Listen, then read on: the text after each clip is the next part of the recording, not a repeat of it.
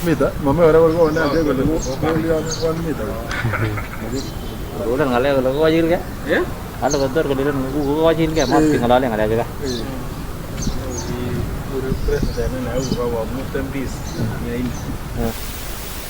We want to put it in the strongest term possible and send a warning to Kisumu County government that the issue of doing development in Kericho County is not only an incitement, but it is an evil attempt to incite the people of Kericho. The people of Kericho are so polite, they are so respectful, and we want to warn county government of Kisumu to stop inciting the great people of Kericho. We know Pogwa, we know those areas of Pogwa and Kapchebwai is under Kericho County, but Kisumu County coming and drilling water, coming and building ECD centers, coming and licensing shops, that is incitement of the highest order. And we don't want to take the laws on our hands. We want them to respect the boundaries which are there, and we are giving them a ultimatum of 7 days to respond on why they come and did development in Kericho, or even if it was CSR, there is a proper way of doing it. Not just coming and purporting to own the land which belongs to Kericho. So, as leaders, and we are the custodian, we are the guardians of the assets on behalf of our county and on behalf of our people. Land is something which is emotive, sensitive, and we want to protect as leaders. When it comes to this land of nuclear estate that we have in Kericho County, we have been having issues so many years ago, and I want to categorically say that people should understand that this is the land of Kericho County. It's not a private land. The custodian is Kipsigis County Council, and it's very clear. Even when you see in the documents that Honorable Chirchira has said, it is very clear that these lands, according to the report that was actually collected in 2004, it feels that it is very clear that it belongs to Kericho County.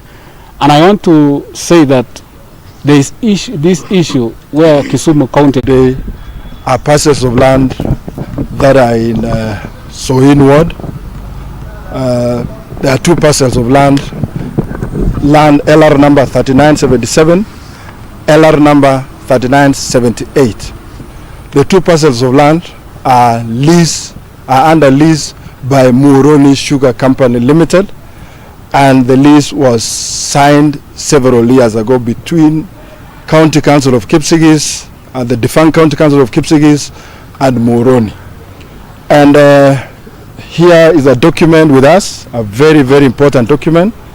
This document is written, if you see here, it's written County Council of Kipsigis. It has all the assets, reports, and valuations. This document was prepared in May 2004. And this document was prepared by a registered valuer. His name is Dr. Tom M. Konyimbi. He's our lecturer, university, he's a senior lecturer of valuations and rating.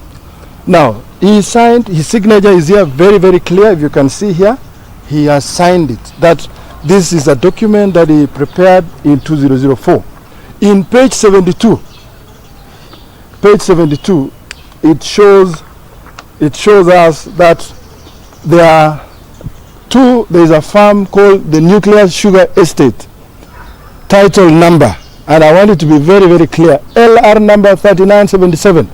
The total acres, 2,339 acres. LR number 3978. total acreage 1,907. The details, the proprietor, this is 2004, before the current 2010 constitution was promulgated. It says proprietor, County Council of Kipsigis. Now, it has the location is Moroni Kipsidot Road. Now, valuation, let it be very clear, the valuation here is very, very clear. On LR number 3977, in 2004, the value was 93.6 million. 3978, the value was 76 million. Total 169.6 million. Now, this was a valuation at that time, 2004. Now, this land, it should be very, very clear that this land belongs to the county government of Kericho.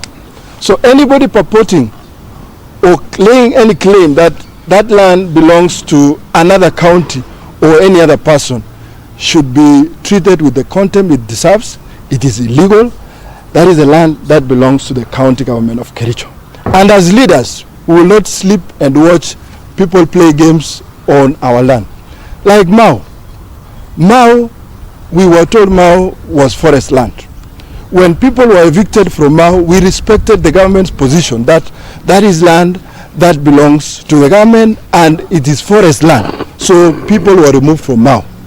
We have seen the government reclaim parcels of land that initially belonged to the government. We support. So why would the same government apply double standards and allow a third party to come and occupy land that belongs to this county? So I want to say it in very clear terms, very, very clear terms, that the county government of Kericho have been demanding rates from Moroni, because when you lease a parcel of land or anything, you're supposed to pay rates, and those rates are supposed to be revenue for the county government of Kericho, but they have not been paying rates.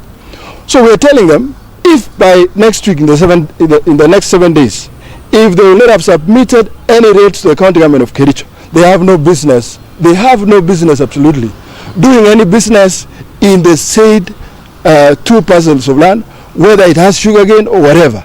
No sugarcane should be supplied to Moroni, because that is breaching agreement. Why would you want to harvest cane and yet you are not paying rates?